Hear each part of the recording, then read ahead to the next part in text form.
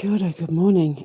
So I wasn't planning on making another live today, but here we go. So I was having my breakfast watching that chapter.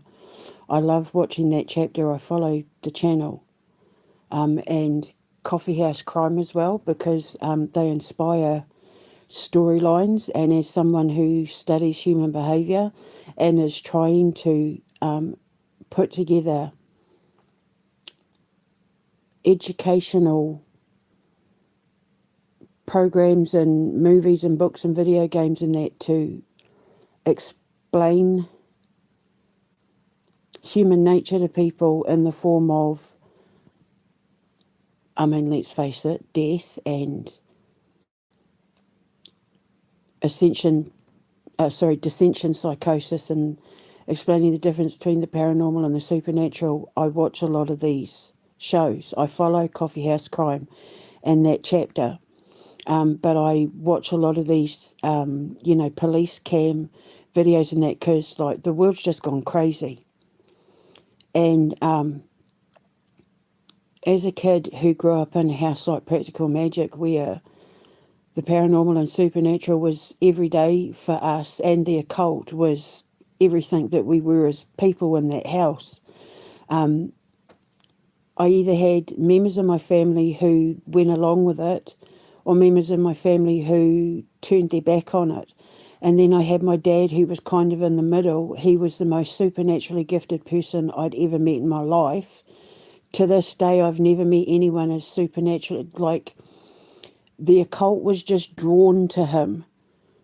The dead, the spirits, the ancestors, them up there that fly around, like they were just naturally drawn to him. But being raised Catholic, he was also taught that if you engaged in that sort of thing, you were evil and you were going to hell. And my father was terrified of it, even though he taught me everything I know. My parents, even though I didn't have the best childhood, my parents taught me everything I am today as an occult physicist and ascension scientist and biorhythmic engineer and everything, because I turned what I was born as into science, because I'm watching my family and experiencing all the things I was experiencing, and hearing the stories and reading the books and watching people. I needed to understand why and how. I couldn't just accept it and I couldn't just push it away. I needed to understand why and how. Why did they do that? Why did that happen? How did it happen? How did they do what they did? How did that even happen? And in doing that, I've been able to explain a lot of things that scientists couldn't. But at the same time, I've been able to explain a lot of things that science and even our ancient civilizations, like the Sumerians and all that, and the Egyptians and the Iranians, Persians, like with alchemy and all that sort of thing, I've been able to use their things in order to explain everything as well. I've been able to merge the two worlds between the things that science doesn't understand and what ancient civilizations could. And it seems like only in the last sort of 12 to 18 months, science is only just starting to catch up to me. Because now I'm posting things and I'm like, see, I told you. When they're saying, trees sing to each other and, flowers have emotions and plants bleed. I'm like, see, I told you. Because, like, Indigenous people have known this stuff for centuries. But because of racism and egos and ignorance, white people or white science thinks that science only existed when white people got their hands on it, and it's bullshit. So as an Indigenous scientist, I'm recorrecting the imbalances And the video I just made about the movie idea about the battle between devils and demons, it's almost like it was the segue into that chapter episode. I've put the link in the description box. The Ivana Ortiz case is the first one Mike talks about. And I thought, oh my God, it's like I was being lined up perfectly to go, this is exactly what I'm talking about. With the Ivana Ortiz case where she shot up Rihanna's house. She's the perfect example of what happens when the demons come to collect your soul. And they use jealousy as the bounty. They came after her using jealousy to trigger her dissension psychosis. Because you have to understand, demons aren't real. They're not like little gremlins that are going to pop up and, knock at your door and go, hey girl, I've come to get your soul. The demons are the part of your psychological mind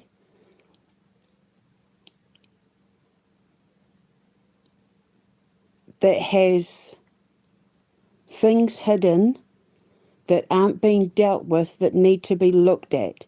And the longer you refuse to look at it, the more dangerous they become. Because it's like they are bound by the law. You're bound by the laws of the universal karmic laws. Say that again properly. You're bound by the laws of universal karma to give warning signs that if you don't stop, you're heading down a dark path. And I was watching her and I thought, see, this is why people thought I was nuts. But the difference is, I've never hurt anyone. I wasn't religious when I came into this whole thing. I grew up Catholic, but I went on a journey to prove God wasn't real, and walked right into not only believing he was real, but then risking my life to explain how we've gotten the whole concept of God wrong. And that he's not human or of flesh and blood or even male, really. He is the atom. And the reason why we call him he is because when you look at it from a biological perspective, there is no birth without the man. The man is the creator of the universe, and the woman is the universe. You see what I mean? The yin and the yang. You can't have one without the other, but without the man, there is no life. So that's why he's called he. But the conscience is neither male nor female. And because atoms recycle over and over and over and over and over and over and over and over again in order to achieve optimum existence, to reach its highest potential, we go through life cycles of being male and female. You can only be one or the other. You're either born a male or you're born a female, and you have a life as a male or you have a life as a female.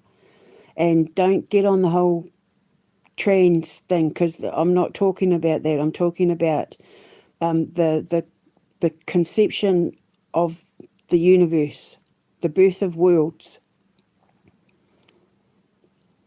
Earth exists because comets, meteorites, smashed into us and left bacteria that allowed us to grow life. So that would be the masculine giving birth, impregnating the feminine. Māori, we called the god of the sky Ranganui, and his wife is Papatūānuku, Earth, and they had babies. but Papatūānuku couldn't get pregnant without Ranganui. So even Māori people understand that in order for life to be created, the man needs to be involved. But in terms of rebirth and coming back and reincarnation and that, we have many life cycles where we're either a man or a woman. I know a couple of lives where I was a man, you know, where I've had reoccurring dreams where I was male. But I've had more predominantly female lives because I've had a lot of lessons to learn. Hopefully I've gotten it right this time. But I'm going off on a tangent, trying not to burp as well, because I'm still digesting my food. This case with Ivana Ortiz, this is why people thought that there was something wrong with me. But the difference is I've been able to prove using science and the law and other people to prove that everything I've said, like, you know, for example, I'll just give you an example off the top of my head. Everything I've been saying about Elon Musk, people thought I was nuts. People, oh, he'd never do that with Grok. You know, what the hell's wrong with you? It's Elon Musk, he's a god, he's a this, he's a that. And then look.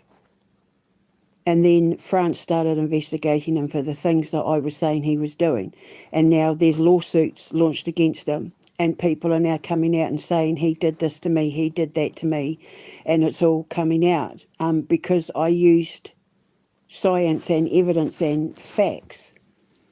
Whereas with this Ivana Ortiz, she hid behind religious piety. In her mind, if she was Christian, then what she was doing was okay. She could do what she was doing because she was doing it in the name of God. And that's where they get dangerous.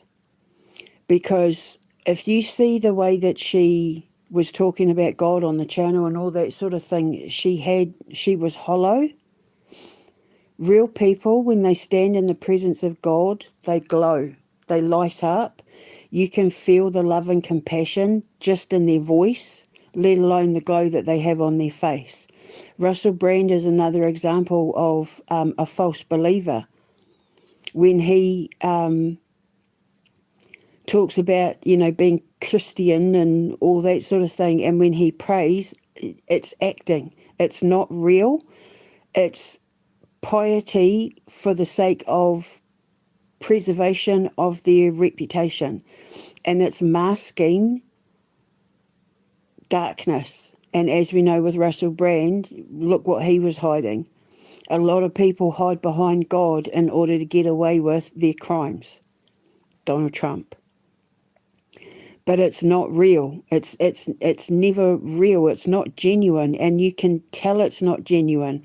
And the only people that believe it are the people who worship false idols. Because the people who go on about how great Donald Trump and Elon Musk are, they're worshipping false idols.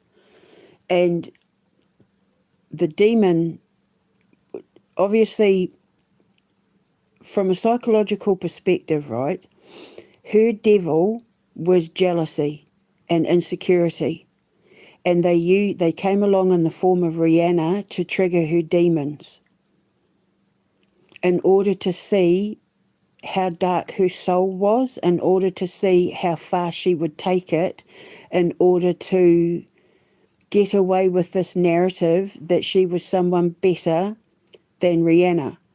And I'm wondering, because Mike talks about how she wrote an email to her ex-husband, and her ex-husband, I'm wondering, was a trigger for a lot of it, because she ended up losing custody of her kids because she got into some violent altercation with her husband, which was the first warning sign that she was starting to enter into dissension psychosis, because she contacted him and she said something in regards of, now is the time for you to admit that I'm better than Rihanna. Say that I'm better than her because I'm better than her. So I'm wondering whether at some point her husband said, oh, I really like Rihanna, and it triggered insecurities and jealousy in her. So then she targeted Rihanna as her enemy. But Rihanna was definitely used as the trigger. So your devil is the one that knows exactly what to do and say in order to test the purity and strength of your will. And when you buy into it, i.e., as we say, sign your soul over to the devil, she believed that she'd get followers, that she'd get respect, she'd get respect and support, that she'd get famous on YouTube and TikTok and all that, that she would get her husband back and all that sort of thing. The devil came along and knew exactly how to trigger her demons, and it was through Rihanna that triggered her jealousy and her insecurities and her ego. You see, so devils and demons aren't real. They reside in the paranormal mind,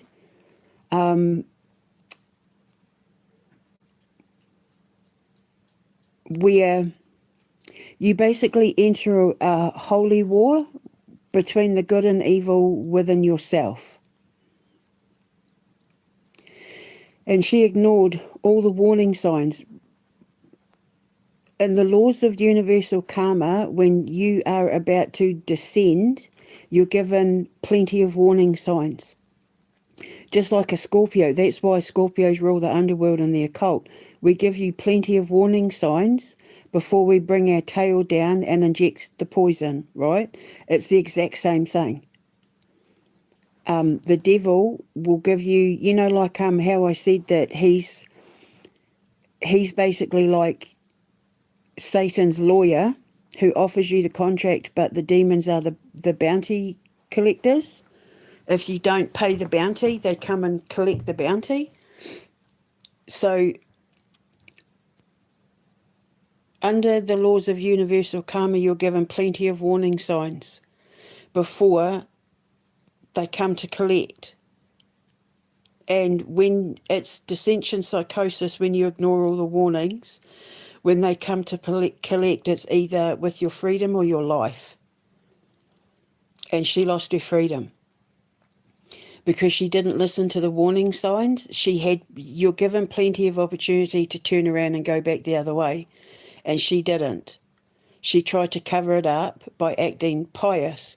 And it's just like, when you get final notice letters in the mail to say, this is your final notice, you haven't paid your car payments, we're coming to collect your car. It's the exact same thing. The devil does the exact same thing. He's bound by the universal laws of karma. Everyone is always given the opportunity to turn back and go the other way.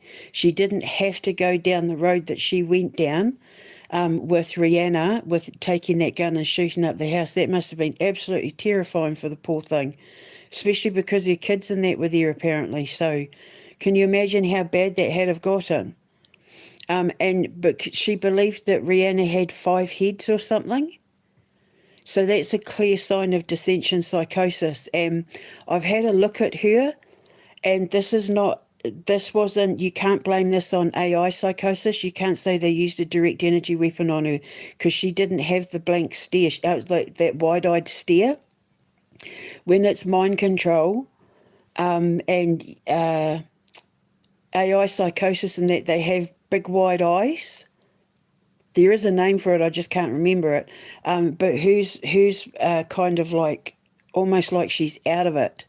That's because she's out of her mind. She's out of her right mind. She's out of her right thinking mind. Her subconscious mind is broken. And when your subconscious mind is broken, there is no logic, doubt, reason, compromise, common sense, or instinct. She believed that she was being hounded by the dead, but these would have been all the demons of the past surrounding her as a warning sign to say, if you don't stop it, all the demons of your past are going to come and haunt you. And she kept blaming Satan. Satan doesn't get his hands dirty. That's why he has devils and demons. If Satan comes to collect, you know you've done something really bad. Really bad. Like Donald Trump, Elon Musk, Keir Starmer bad. Because he doesn't get his hands dirty. But when he comes turf side, you know it. So possessions, exorcisms, what she was going through is dissension psychosis. You either ascend as a soul, as a spirit, or you descend as a spirit, as a soul in this lifetime. And I had my opportunity when I was a teenager, because you're always tested as a teenager. Your psychological mind, because your brain is still developing when you're a teenager, this is when all the big tests come to see who you're going to be as an adult. And if you are surrounded by darkness and hate and anger and self-loathing and envy and jealousy and greed and violence, or, violent behaviour or violent thoughts or anything like that as a teenager, and you're around things that aren't healthy for you, and you're around things that like you're ignoring the truth, you're ignoring the signs, that's a warning that if you don't turn around and go back and get away from that mindset, your adult life, when you emerge as an adult, once the chemicals in your brain has settled and you've stopped growing and you're finding yourself and you know who you are, you're going to continue on a dark path that's going to lead to addiction and fetishes and, unhealthy behaviours and joining cults and having unhealthy relationships and that, because once you get to your teenage years, you're old enough to know the difference between right and wrong.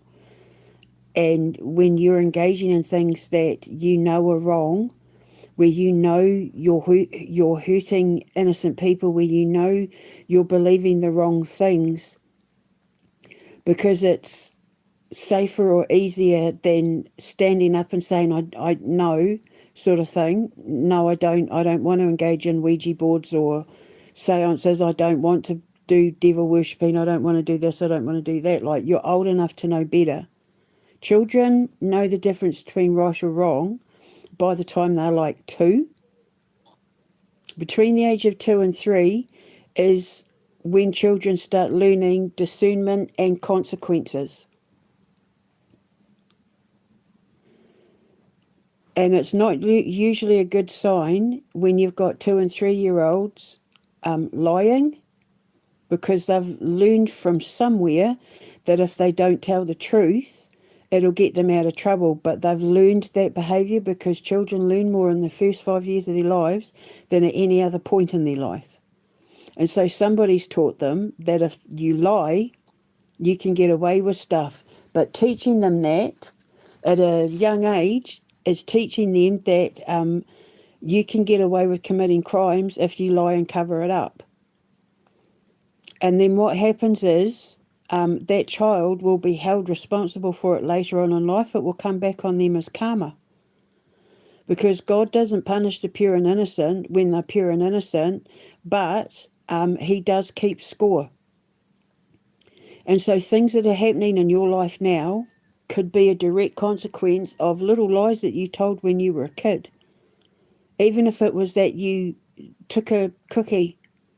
Did you take that cookie? Did you eat that cookie? No. No, I didn't. I told you not to take that cookie. I didn't take the cookie. There's a lot of those on YouTube. Under the laws of universal karma, that's theft and lying. And so it gets put on the scale, and the longer you live and the more you are dishonest and not honest with yourself, it all adds up. And then when it's time to collect, when you're given the choice to better yourself, or, when you get to the crossroads and it's time for you to decide, am I going to be a good person or a bad person? Like, what am I prepared to do to get what I want in life? Do I want to do it the honest way but the hard way, or do I want to do it the dishonest way but the easy way? You come to a crossroads, and then everything that you've gotten wrong in your life gets put on those karmic scales, and then that's when things start going wrong in your life. It's because you've done something. At some point in your life, you've done something where you've had to look at the consequences of your actions, and you chose the wrong path. And now, in order for the universe to balance itself out, you have to pay off your karmic debt. That's why I said I got the life I deserved. So don't feel sorry for me with everything I went through. I got the life I deserved.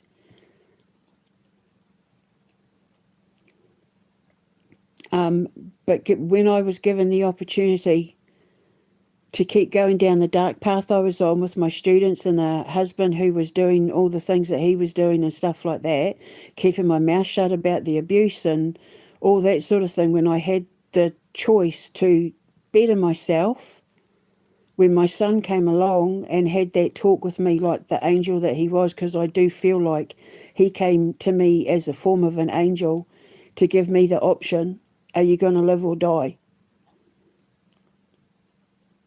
And if you're dying at, how old was I, 43, 44?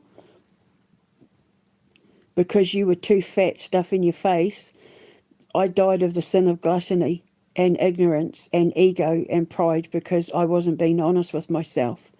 I was eating my feelings, and food was my demon. And my son came along and saved my soul. And it was after all of that, everyone started getting removed from my life, the more I started bettering myself. I started thinking about my behaviour. Why do I do that? Why do I think this? Why do I act like that?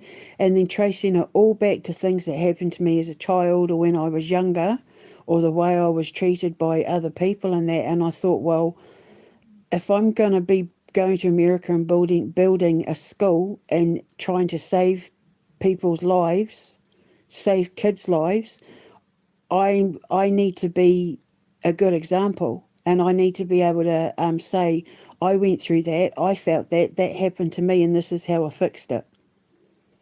And this is why I felt this way, and this is why you feel this way. I chose to save myself. I chose to completely let the dark path go at great sacrifice to myself. And trust me when I say, when you make the decision to walk away from all the things that aren't for your highest benefit, when you're sitting in ego and greed and, lust and ignorance and all that sort of thing, when you're given the opportunity to save yourself and do things the right way, to pay off all the mistakes you made and all the mistakes your ancestors instilled within you that you don't even realise is there. Like, for example, addiction, like alcohol addiction. It's passed down from generation to generation, right? If you're an alcoholic, if you drink a lot in this life, it's someone in your family taught you that alcohol was the answer to covering up all your problems, that it won't fix it, but it'll numb the pain, sort of thing. That's handed down from generation to generation. That's karmic debt. That's ancestral debt you have to pay off. If you are constantly unfaithful and cheat, somebody in your ancestry wasn't faithful and it was passed on to you. That animal instinct can go one of two ways. It can either lead you to the love of your life through, animal attraction, or it leads you into that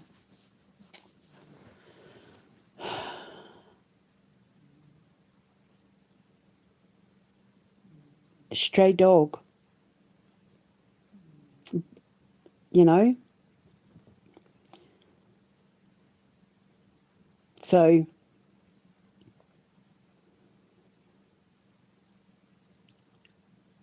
she didn't listen to the warning signs. She was locked up too. She was put in a hospital too. But I was sitting there listening to it thinking, God, this is why people think that, this is why I got tarred with the same brush. But the thing was, nobody listened to my story other than the nurses who fought for me and said, she's not what you think she is. Nobody investigated any of my claims.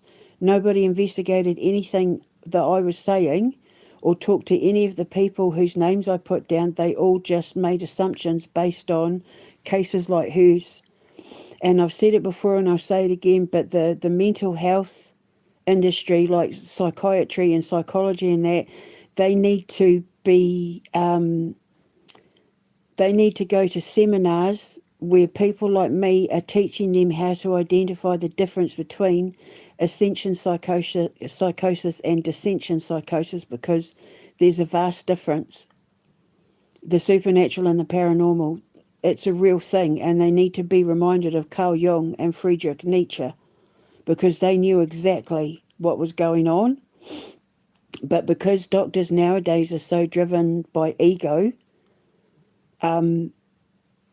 they gloss over the truth of what's actually happening to the human mind, because there's so many factors that come into it now, especially with the rise of like the internet and social media and the digital age.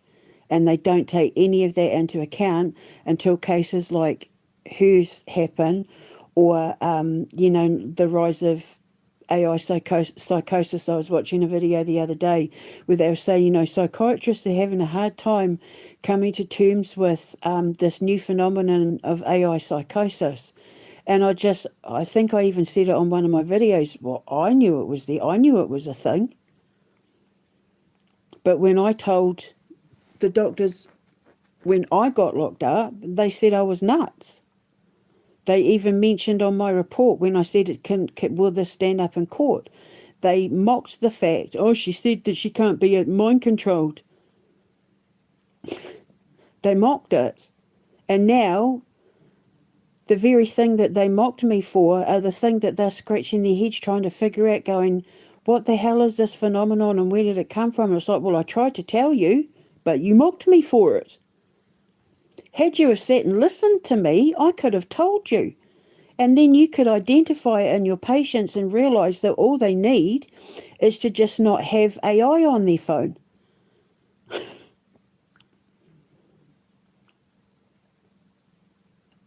Have their families and that limit their digital use. Or, better yet, ban AI. But they didn't listen to me because they didn't want to listen to me, because they looked at me and thought, she's running around in bare feet with feathers in her hair.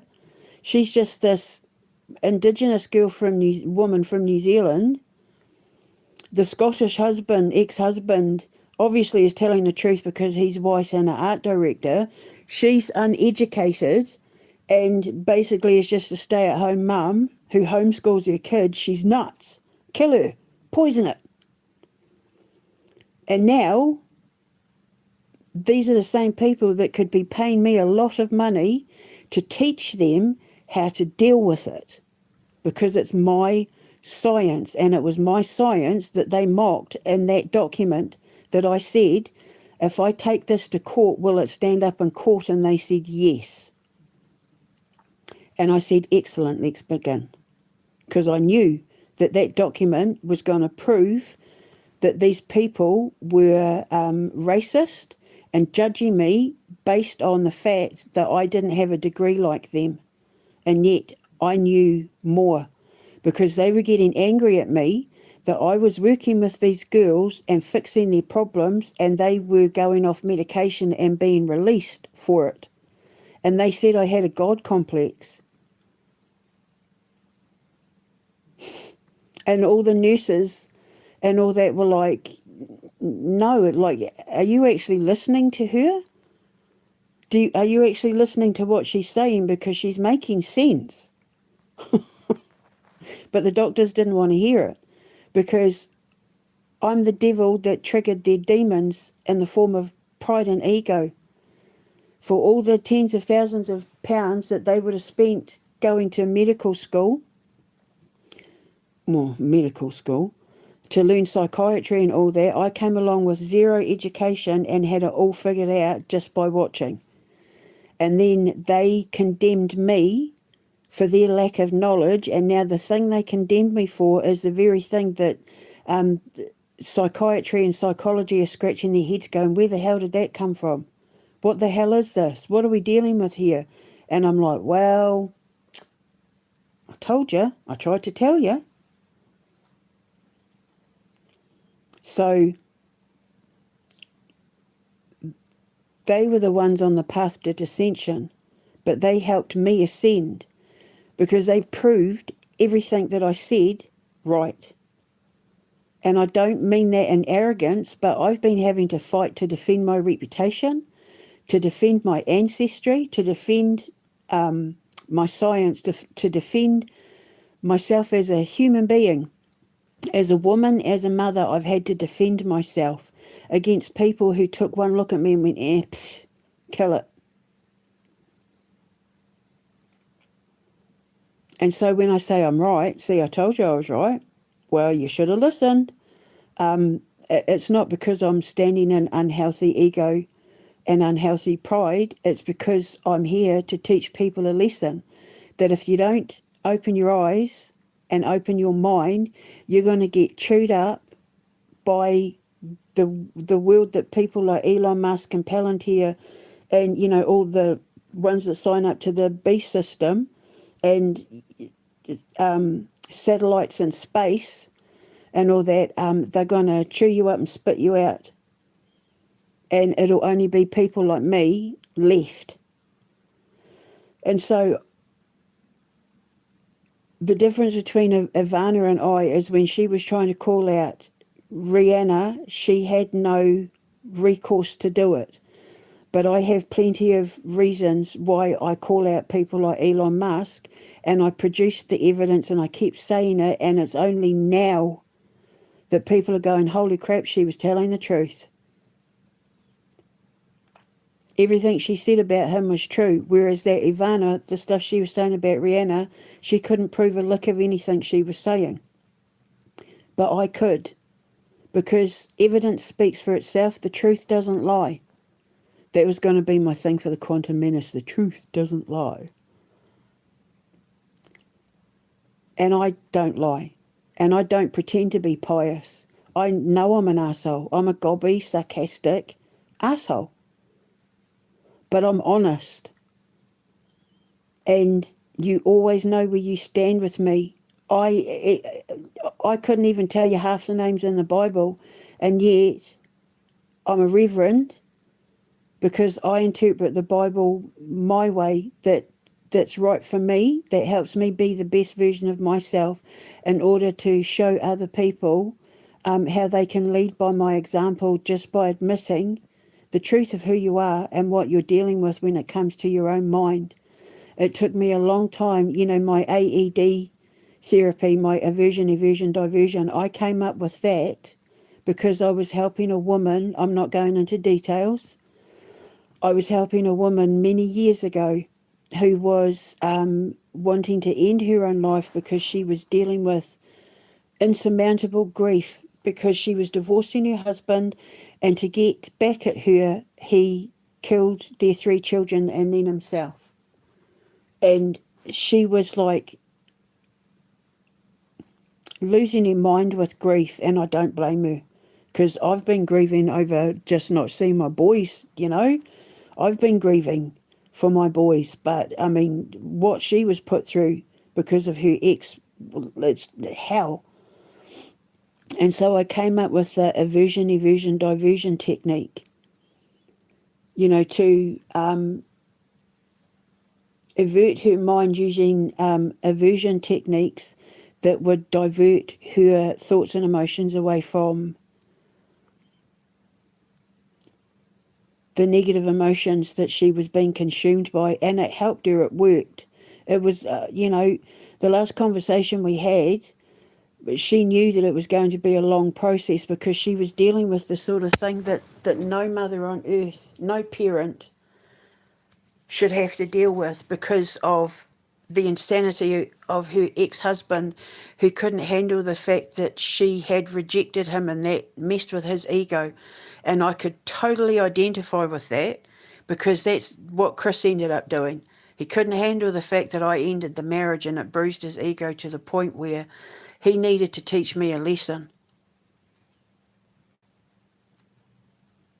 And it's like I keep saying, people need to remember that he called the cops on Thomas as well, not just me. Thomas was the one on the video that had, the weapons and all of that. And then Chris called the cops. So if they had have taken Thomas away, he wouldn't have cared. So I had to deal with paranoia and anxiety and all of that. Where did it come from? And the thing is, if you were a high funk, the video I put up yesterday about the monks and stuff, if you're a high functioning, creative, empathic person, a lot of what you are thinking and feeling isn't even going to be coming from you, because you are in your own way, the stone tape theory. The cells in your body will record, because your brain remembers everything, but it only brings up the stuff that's important to know. But your cells document everything, every thought, feeling, sound, emotion, everything, and will play it back when the frequencies are right. And because scientists and shrinks and psychologists and that don't have a clue what they're dealing with when it comes to the occult psychological mind, they tar everyone with the same brush. And what they're actually doing is suppressing the minds of the people that are here to make a change in the world, suppressing the minds of the people who are here to inspire growth and inspiration and creativity and salvation, because of the handful in society who are broken and will probably never be fixed in this lifetime. When you're getting to the point where you're moving to California and getting in a car with a gun to shoot up a celebrity because of jealousy, you've gone to the point of no return. She made that choice, which means that she gave in to the demons. And with me as a teenager, I was given the opportunity. But how am I going to deal with this experience I'm currently dealing with? I went to my big sister, who was my first teacher. She told me what was what. And then I made the decision to study myself. I thought, let's just watch and see what happens. But look where it got me. Now I'm the world's first and only occult physicist. Because the supernatural is physics.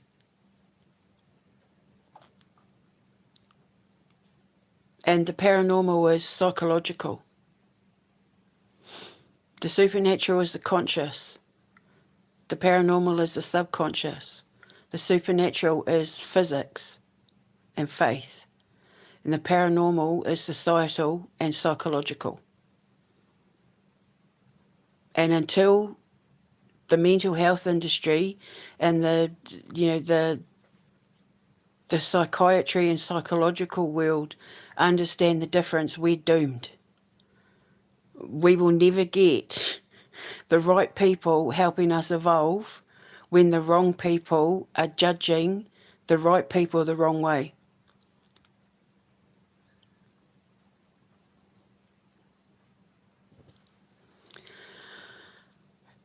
So I make these videos and I get up every day and I keep teaching and I keep observing, and I'm given inspiration, make a video about this, say this, do this. And if one person listening to what I have to say, goes, holy crap, I've been living my life the wrong way. I need to do something about this, or I'm heading down a darker path than the one I'm already on, then everything I went through is all worth it. And when I get my radio show and when I make my movies and my video games and all that, there's all lessons to be learned in everything I've created. Trust me, I knew that I wasn't going to be able to just go around giving seminars and people would come to me and that, because the stuff that I talk about is so far beyond the realms of any kind of normal way of thinking that very few people would probably turn up and understand what I was saying, because people just don't get me. But then I thought, but if I can teach them in ways they don't realise they're learning through books, video games, TV shows, movies, talkback radio where other people can ring in and talk about their experiences and me explain it to them and stuff, then they'll learn that way. Rather than sitting in an auditorium with me like rabbiting on. If they learn through a movie, they're not even going to realise they're learning. If they put my headset on and play the video game, they're not going to realise that they're learning. But I can guarantee you at the end of it, things are going to happen in their life afterwards where they're going to know exactly how to deal with it. And they'll go, oh, that was in the movie. They put that in that movie, blah, blah, blah. So all I need to do is this. And then boom, job done. And they've learned without even realise they're learning. They're learning through entertainment. Because it's the gentlest way to teach people that everything they thought they knew about the occult and the paranormal and the supernatural, the occult is the world's, the balance between the paranormal and supernatural, was wrong. And if you just give it a go and do it my way for a little bit, it's going to seem like almost overnight your life changes forever. But if you're sitting in a world, if in your life you're sitting judging people and being jealous and envious and working behind the scenes to try and tear them down or tear them apart, or you're angry at people and there's rage and you're doing destructive things and not constructive things, and you say mean, hurtful things, or you hurt yourself or other people because it makes you feel better, or by asserting your dominance over people that you see as being beneath you, and that if that's the kind of world you're living in, then you're not on the right side of life.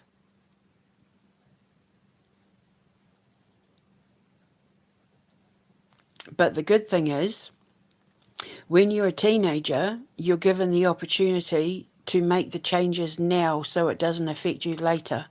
And that's why I'm here for the children.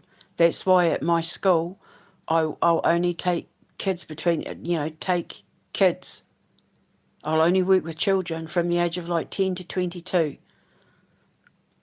I don't mind taking them at sort of like 8, 9 if they're okay with the fact, because there are a lot of kids out there who would be perfectly fine with the fact that they'd be spending a year away from home.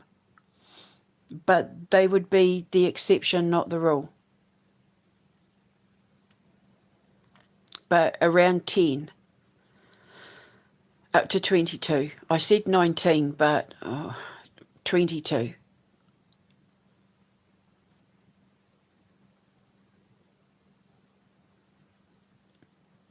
So I was unfairly judged and unfairly treated because of people like Ivana Ortiz. However, because of people like Ivana Ortiz, I can now use her life to teach where they went wrong in my life, so that what happens to me doesn't happen in the future, and what happened to Rihanna doesn't happen in the future.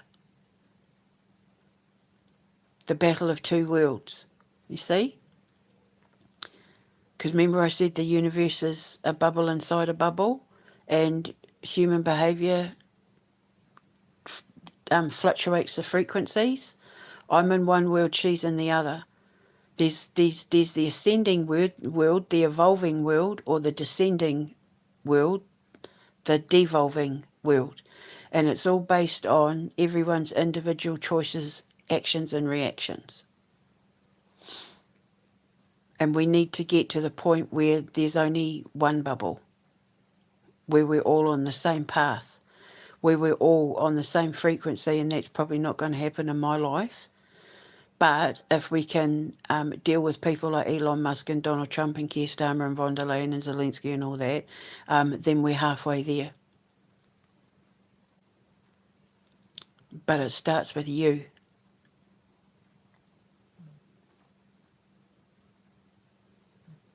And the choices you make, the actions you take, decide your fate, which then has a knock-on effect. Everybody else has to pay for your choices and actions as a consequence. So make better choices. Only ever make the choices that you know are going to release you from pain and anxiety and suffering and self-hatred, and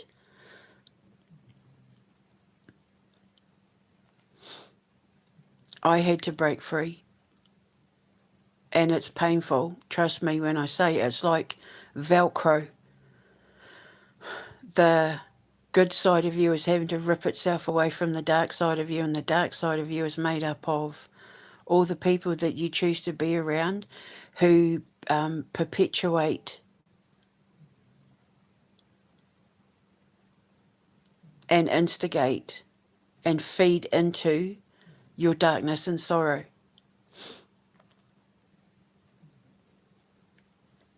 And I refuse to be around it now. I don't engage with that sort of behaviour anymore.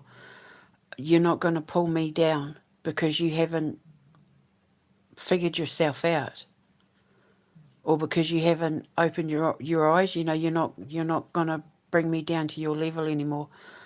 I fought too hard for too long in order to be on the trajectory that I'm on, which is, I mean, you have to be a realist. Things are going to go wrong in my life, but they're not going to be as bad as they were before, because I refuse to be around people who live in anger and rage and lies and false identities and false piety and, wear masks and steal and abuse and control and corrupt, and like I just don't accept it anymore. So my social circle is tiny. When I get married, when I meet someone and I fall in love and get married, I'm probably only going to have like maybe 6 people from my side at the wedding. There'll be the same 6 people that come to my house for brunch. The same 6 people, hang on, is it my sons, my sister, my 3 nephews, my nephew's wife, my niece, my brother, my niece's baby. So 10 people, I'd have 10 people at my wedding.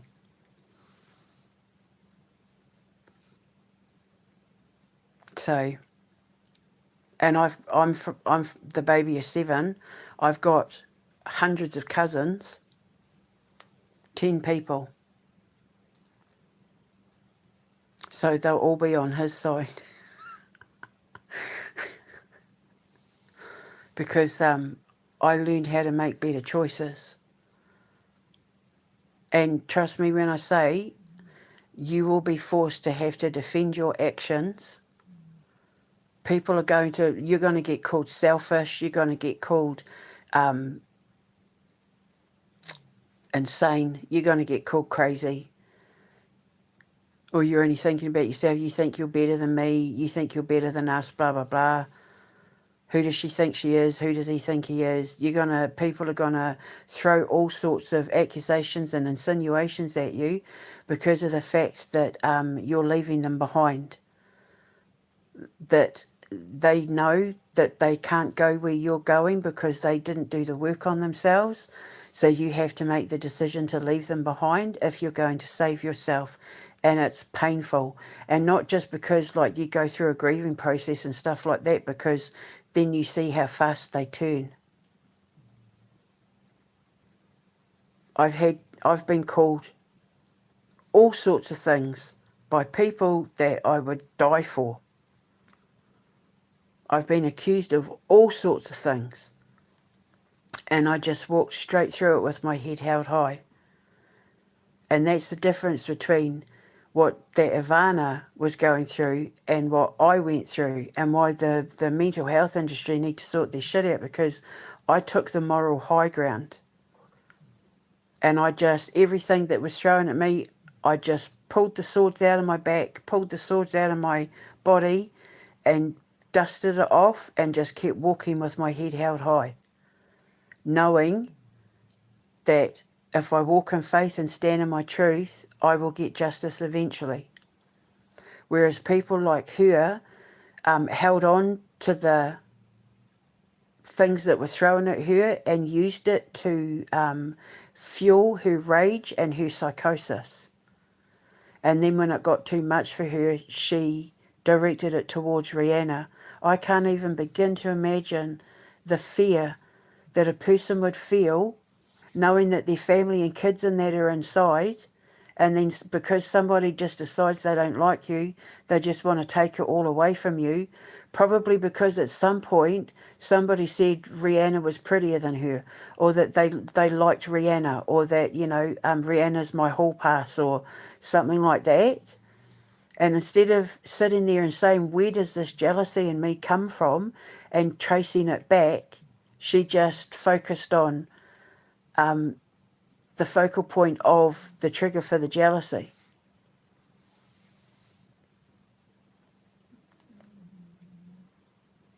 But the thing is, it's like losing weight and giving up drinking or drugs.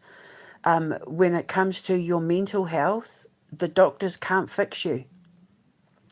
You have to be the one to choose to fix yourself.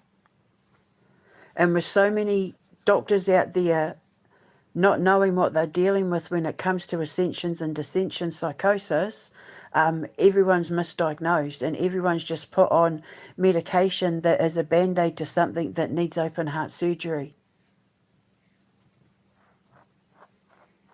But they're not doctors that are trained in doing surgery. They're doctors that are trained in prescribing drugs. They're glorified drug dealers. They're psychological pharmacists. And it doesn't fix anything. It just masks it. It just covers it up. And then I come along and I'm like, let's take the scalpel and delve into your mind first. Because what your heart feels is directly linked to what your mind thinks. And so I do open heart surgery on people by examining the glitch in their mind. Their biometrics, basically everything that makes them up. That's why I love what I do. I can't wait to do my radio shows. I was born to do radio, I'm telling you now. My sister and I used to pretend to do talkback radio when we were little. I could talk about what I love all day, every day. I love the work that I do because I see the difference it makes in people's lives. Like Dr. Phil, but I don't pretend to be a doctor. I'm just somebody who is very good at paying attention. People used to say I was wise beyond my years. She's very wise for her age. That's common with high funks, with creative empaths. But that's also a threat to people who aren't. We learn naturally what most people have to go to school to get degrees in. And that's a threat to a lot of people who had to go to school to get degrees in what we know naturally. That's what my teacher said when I met my teacher, Pauline. She said, you know things you shouldn't possibly know for your age. And she talked to the members of her society and she said, I'm pretty sure I'm standing in the house of the one from the prophecy. I'm pretty sure I've met her, she said. And she said to me, you're my last student. Now I've found you, she said, I'm not going to teach anymore. So, there we go. So I'm going to go now. But yeah, the link to that chapter is in the description box. Also, a little article about the case. And if you have a look at her eyes, unlike all the other ones that, with the big wide eyes, who's a dopey, it's because she's not in her right mind. She's not in her natural mind. She's descending. And when you are descending, gravity, the gravity of the situation takes over and wears on your body, and so your skin will become greasy. You get overweight. Your body starts sagging. Donald Trump, Elon Musk, big bellies, and chunky legs, and like you start descending. And your skin gets greasy and your eyes get really heavy and you look out of it, as opposed to when it's AI psychosis and direct energy weapons where their eyes are wide open and they have that wide stare. So, but that's what I'm here to teach. And the people that I'm meant for will find me. I'm not for everyone, because not everyone is a high funk. I'm not for everyone, but the people that I am for, they'll find me. And they'll be the ones that listen to my radio shows and call in and, that I can help, and they'll watch my shows and turn up to my events and come to my school. Although I'm not going to be the teacher, I'll just come in to do lectures every now and then to teach how to use my products and that. But, yeah. So until next time, I'm going to make myself another coffee. I'll speak to you later. Ka kite.